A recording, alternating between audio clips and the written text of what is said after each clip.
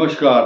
मेष राशि पर बहुत विस्तार से चर्चा करेंगे और ये बताएंगे कि 3 जून 2027 तक मेष राशि के लिए क्या रहने वाला है तथा बहुत सी राशियां ऐसी हैं जिनके लिए बहुत बड़ी बड़ी चुनौती और अग्नि परीक्षा अभी मार्च तक रहने वाली है। लेकिन मार्च के बाद मेष का क्या हाल होगा और उससे पहले क्या होगा, आइए जानते हैं। नंबर 1, मेष राशि के 10वें भाव पर इस समय सूर्य 1 महीना लगातार आपको चमकाएगा।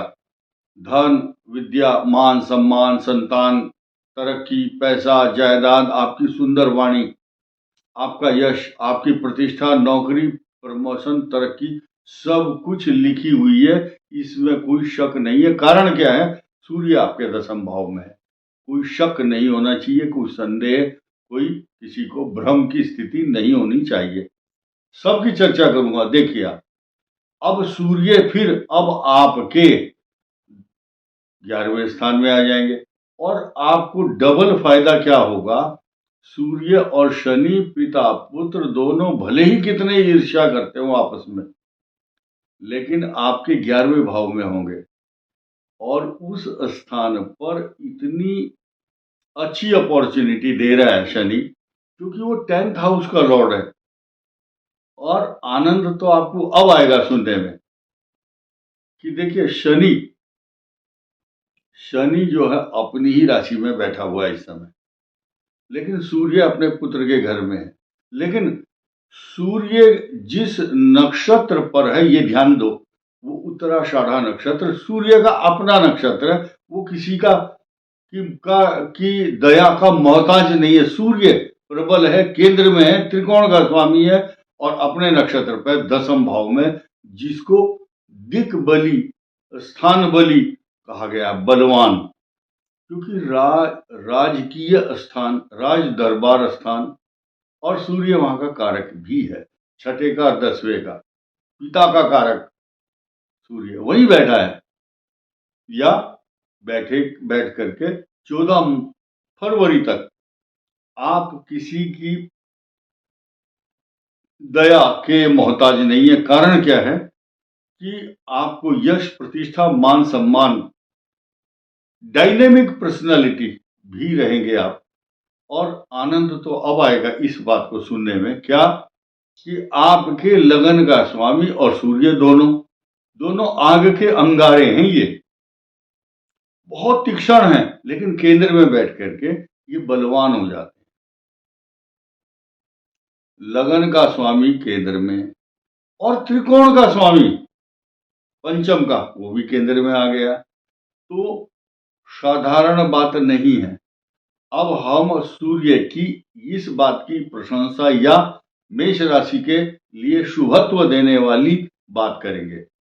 इनकम हाउस में सूर्य और शनि दोनों रिसोर्सेज ऑफ इनकम के स्रोत बने हुए हैं, रिसोर्सेज ऑफ इनकम। अब इस स्थान पर यह देखना है कि इस स्थान की वैल्यू कैसे बन रही है। मूल त्रिकोण राशि में यो यो भावा स्वामी दृष्टो युतो वा, युत यानी कि जहां युति होती है उस भाव पर युति है सूर्य और शनि की। और देखिए, शनि शत्रु भाव से आपके पंचम भाव को देखता है, परंतु देखने दो, वहीं जैसे एक शेरनी है, अपनी शेरनी अपने बच्चे के पास आ जाती है तो वो बच्चा जो है सुरक्षित महसूस करता है। ऐसे ही सिंह राशि का जो स्वामी सूर्य है, 14 फरवरी से 14 मार्च तक अपनी ही राशि को लगातार टकटकी लगा करके मूल त्रिकोण भाव से, हृदय से, आत्मा से, पवित्र भाव से पंचम भाव को देखेगा। ये स्थिति मेष राशि के लिए होने वाली है। 2 बात। अब तीसरी पर आ जाते हैं। तीसरी बात है बृहस्पति की। आपके भाग्य स्थान का स्वामी आपके धन, कुटुंब और वाणी स्थान पर बैठा हुआ है। जो आपका संचित धन होता है, जो आपने कमा करके इधर उधर बटोर करके लाते हैं, फिर बैंक बैलेंस बनाते हैं, तो बैंक बैलेंस है वहां पर बृहस्पति। अब बृहस्पति आपके पैसे को व्यर्थ बिखरने नहीं देगा।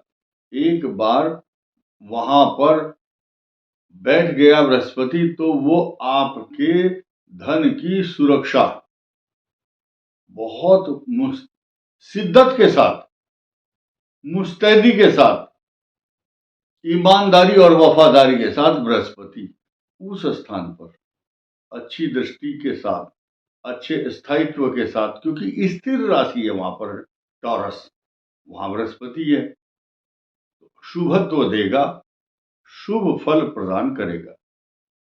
दो बात।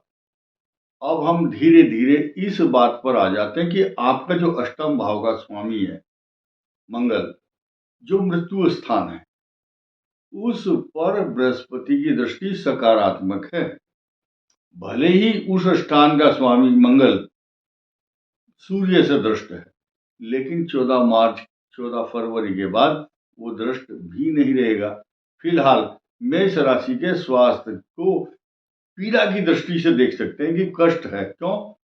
अष्टम भाव का स्वामी नीच में, वहां पर शनि की भी दृष्टि है, और सबसे बड़ी बात क्या है कि छठे स्थान में केतु रोगों का विनाश तो करता है, लेकिन गुप्त शत्रु, ऐसे शत्रु, अज्ञात शत्रु जिसका पता ही ना हो, अज्ञात रोग जिसका पता ही ना चले, डायग्नोस ही ना हो, अल्ट्रासाउंड और एक्सरे और ब्लड टेस्ट में जिसकी रिपोर्ट नहीं आ पा रही है।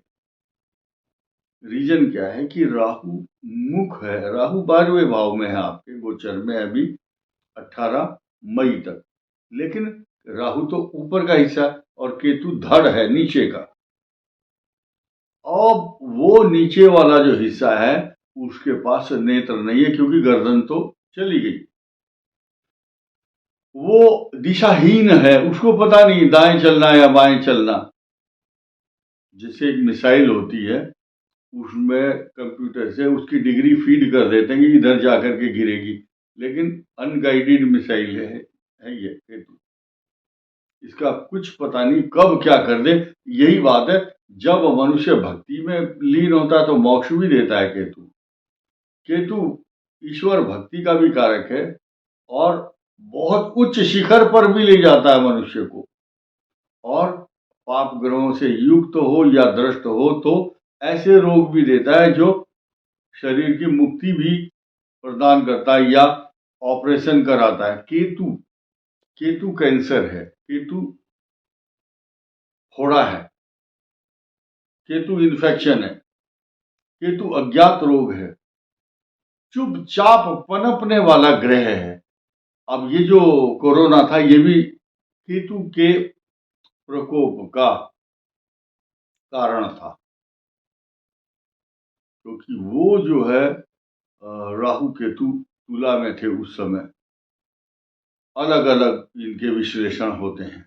अब हम देखते हैं राहु द्वादश भाव में, आपके पैर में दर्द, पैर में सूजन, व्यर्थ के खर्चे, अनवांटेड यानी कि अवांछित स्थानों में रहना पड़ता है, झूठे आरोप लगने के कारण ऐसे ऐसे जगह भटकना पड़ता है जिसकी शक्ल देखना आप पसंद नहीं करते, उसकी खुशामद करनी पड़ती है। खुशामद क्यों करनी पड़ती है? क्योंकि आपकी राशि को देख तो रहा है शनि, और बुद्धि को भ्रमित करने वाला द्वादश भाव में राहु, अनगाइडेड मिसाइल, मिसगाइड हो रही है मिसाइल आपकी, दिशाहीन हो रहे हैं आप, क्योंकि केतु छठे भाव में द्वादश भाव के राहु से 180 डिग्री का जो तालमेल समावेश बना रहा है, उसका ये परिणाम है। आपको ये भी सोचना होगा कि छठे भाव पर बृहस्पति की दृष्टि है, लेकिन शत्रु दृष्टि है, इसलिए कोई भी काम करें विवेक के अनुसार सोच समझ करके करें, जल्दबाजी ना करें।